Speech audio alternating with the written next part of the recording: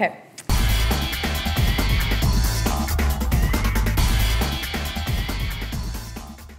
Hi, Lisa Mack here. When I got my first DSLR, which was a Nikon D40, I was super excited to start taking pictures of my son Connor. After I started playing around with it and stuff, I actually realized I had a really great time taking photos.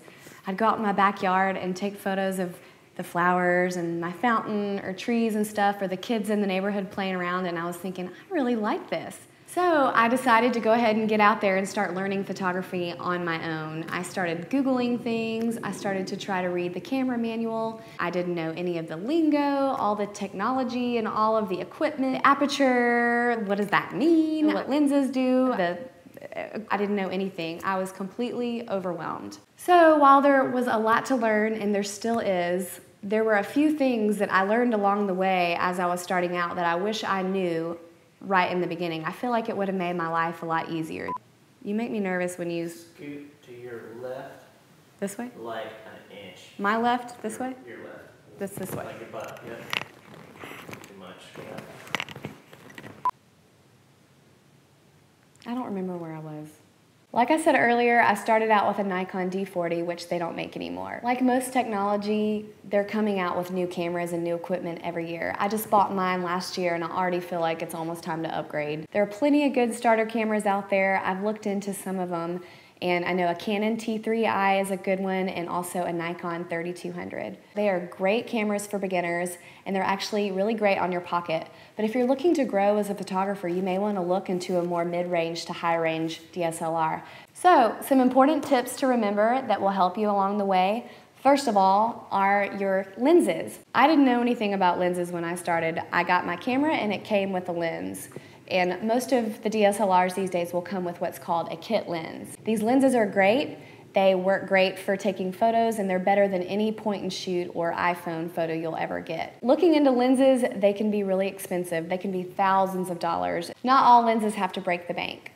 My very first lens purchase was a 50mm 1.8 lens. It's very portable and light, and it's really versatile. You can achieve a lot of things with it. It stayed on my camera constantly. This lens is under $200. You can get it for any camera, Nikon, Canon, or whatever brand you have. But you can achieve some of these cool artsy looks with just this lens. One other thing is you want to double check and make sure any lens you get is compatible with your camera. Next are batteries. All it took was for me to go to one shoot and my battery die, and then I knew at that point I needed another battery. Go ahead and pick up an extra battery when you're thinking about it. It's great to have an extra. You don't want to be caught shooting and your battery die. Keep one on the charger, keep the other one in your camera. You can switch them out all day long if you need to. Just don't leave it on the charger overnight, otherwise you'll end up with a worthless battery. Memory cards. So nice of them to throw one in for you, but unfortunately they don't hold very many photos. There are a lot of different kinds of memory cards to choose from, different brands, different sizes. This one is called an SD card, and this is what most DSLRs take. And this one is a compact flash card, and it's for some of your mid to higher range cameras. Really, the main thing you need to know is the size. Typically they come in 4 gig, 8 gig, 16, 32, and sometimes 64. The more storage they have, the more expensive they are. And unless you're shooting weddings or crazy events that take up the whole weekend, you may not need anything bigger than an 8 gig card. You can get bigger ones if you're going on vacation and you want to store a lot of photos on them. You can pick these up at Target, Best Buy, Office Depot, any stores like that, or online. You'll get your best deals online for sure. You can cut that up, right? So the last thing I wanted to talk about briefly is camera bags.